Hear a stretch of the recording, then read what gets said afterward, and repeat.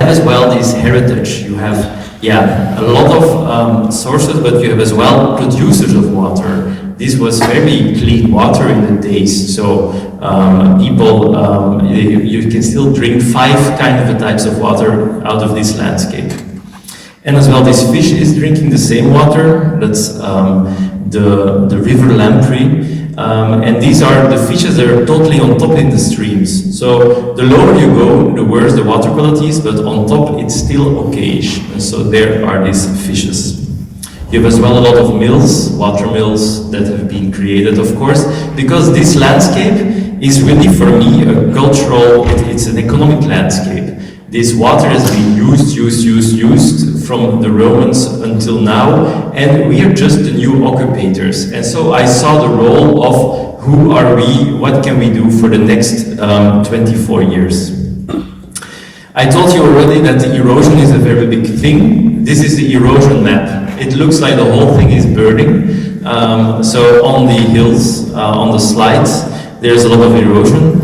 And what's so particular for this landscape is, and I will go here, landslides. This is a forest, and that forest has been moved. So sometimes forests just like slide off the hill, and they're like 100 meters more down, because of these layers that are very unstable. Here you can see some of these images. So it's a very dynamic landscape. And with climate change, the dynamic of this landscape is speeding up. So for us, it was the first thing. Let's tackle this speeding up of this geomorphological system. How can we actually reduce the impact of water and erosion? This is actually the region with the highest erosion rate of Flanders. The river, and you see it. It looks like, we call it choco milk. Like it's like a sort of chocolate drink at certain moments. This landscape had a lot of land use changes. It's now an interwoven or interwoven landscape with a lot of hedges, etc. But there were many more in before. On top of it, you have the big fields that the Romans already discovered, and lower, on the lower embankments and the valleys, you had wetter soils, and there other people, or less fortunate people, were having agriculture.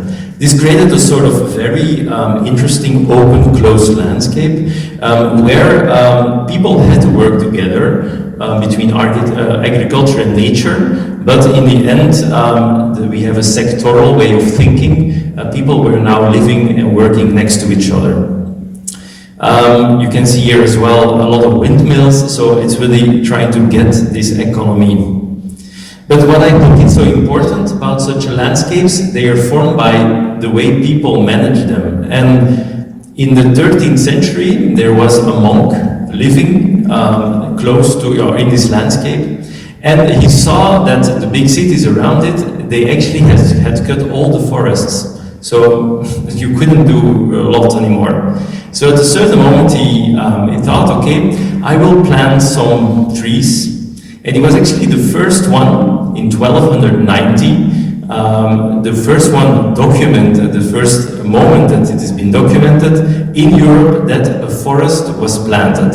He actually started as well, sort of, he was a pioneer, but he had a network of other monks and other abbeys, and even like in the UK, there were some abbots that started planting trees. So it actually created a sort of dynamic.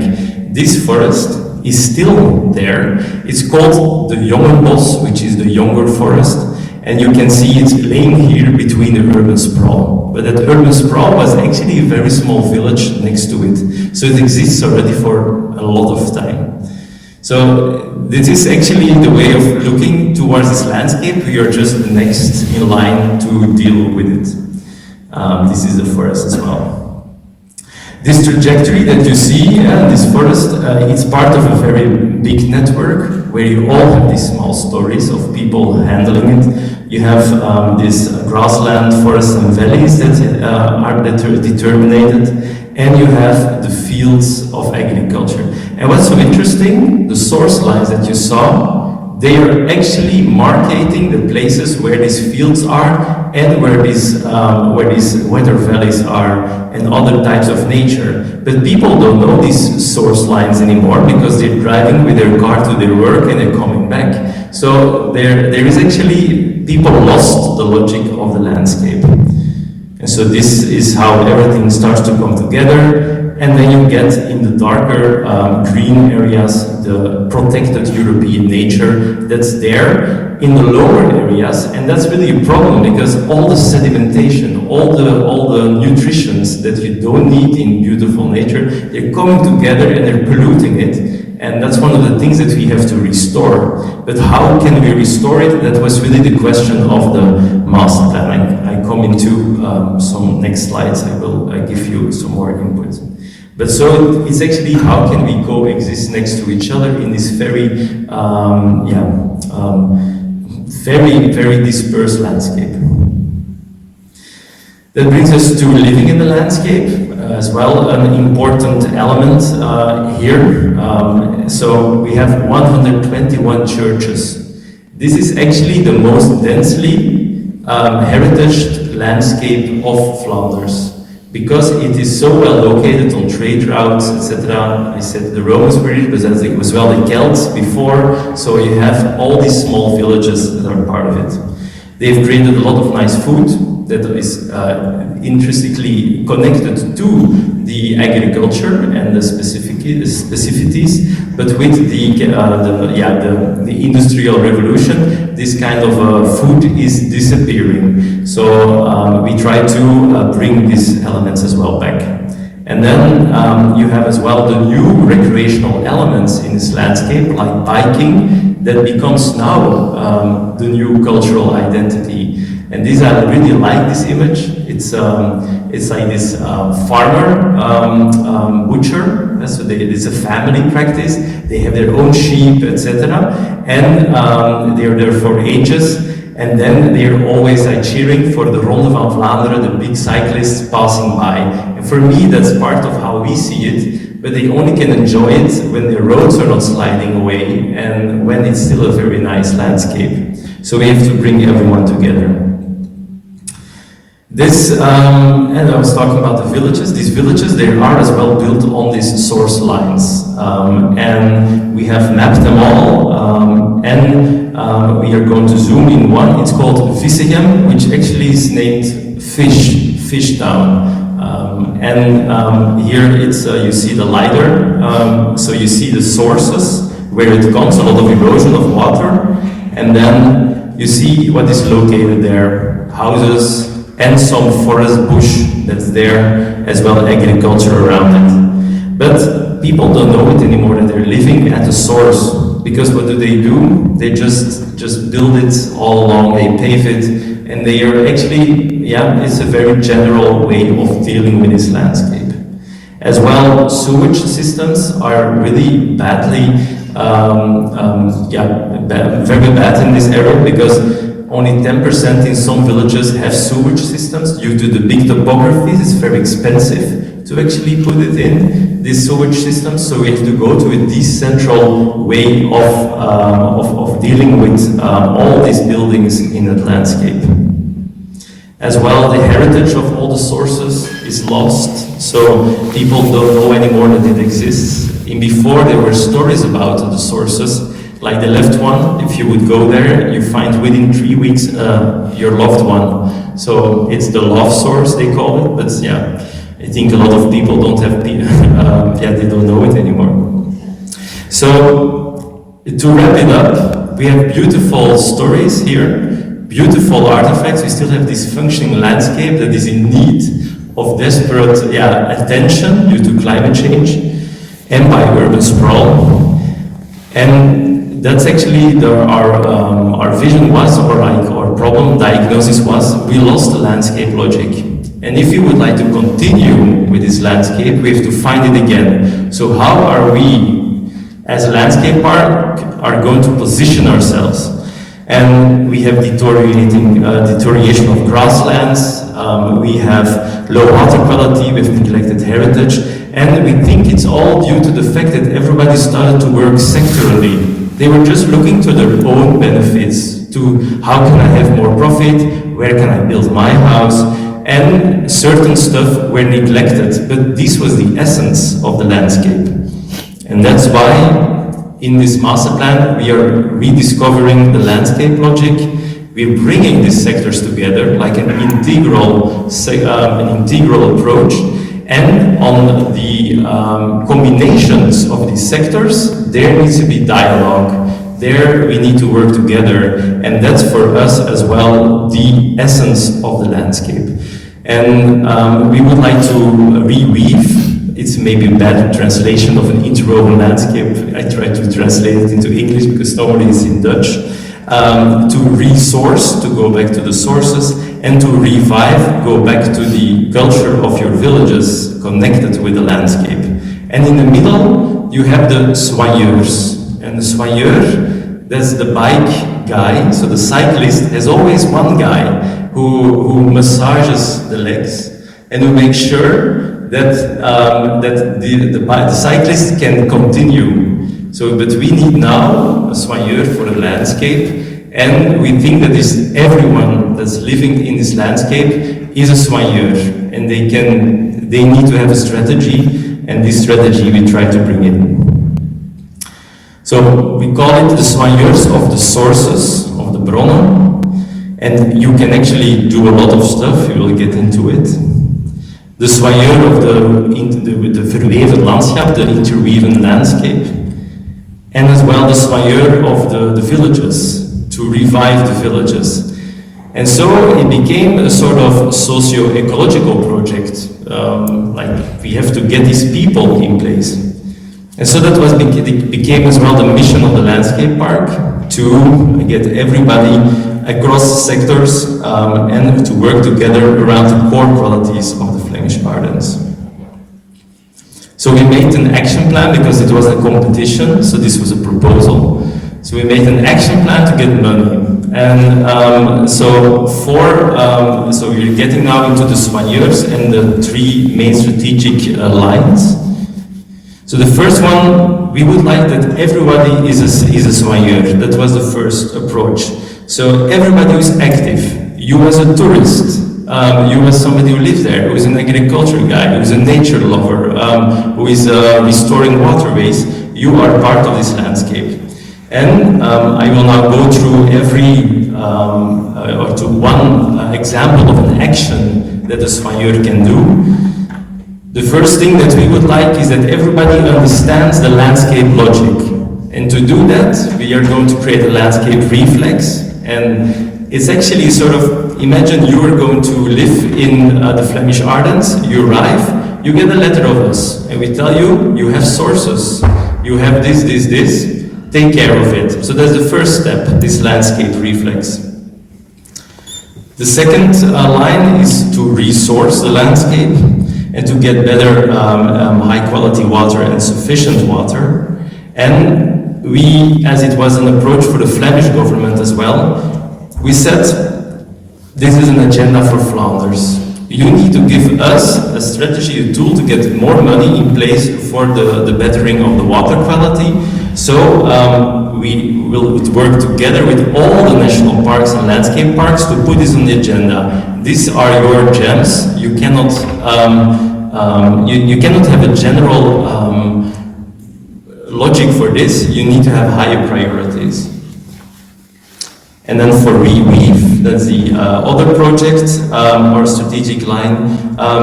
We were in desperate, we were talking with agriculture, with farmers, and they said, we're the last generation. Like, we have cows, we have crops, but they actually say that we cannot have cows. And everybody says that we need to have more crops for the revenue. So we will sell our land to a big monopolist, and they will actually make sure that this area is being farmed. But that created that you don't even know anymore the farmers in your landscape.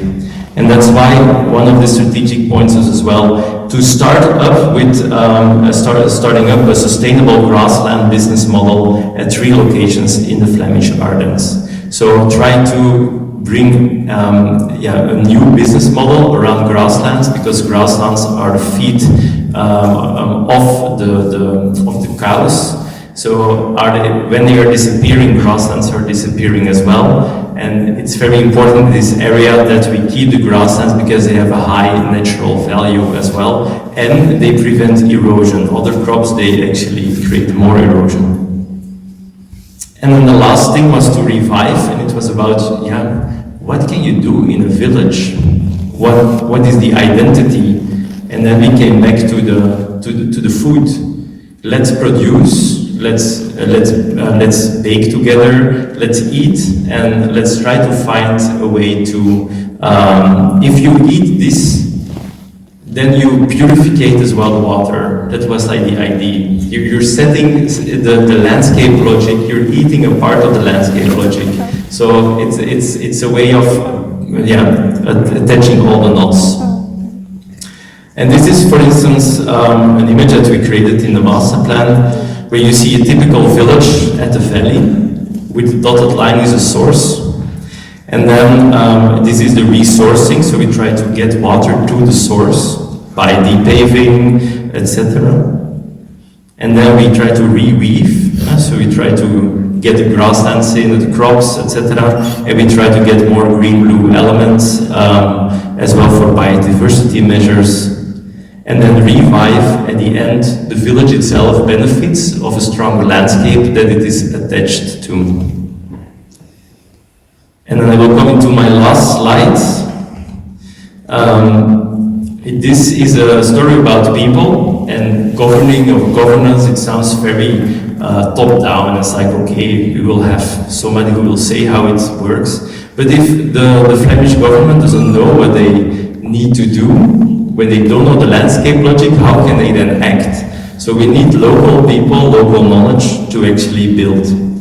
And the first thing was, where can we actually bring all the Flemish money to this region? So they said to us, you need to say where we can, you need to make boundaries, they said. We were against boundaries, because a landscape logic is more than at the other side you cannot do anything. So we found like the landscape logic. We really tried to come up with a good story.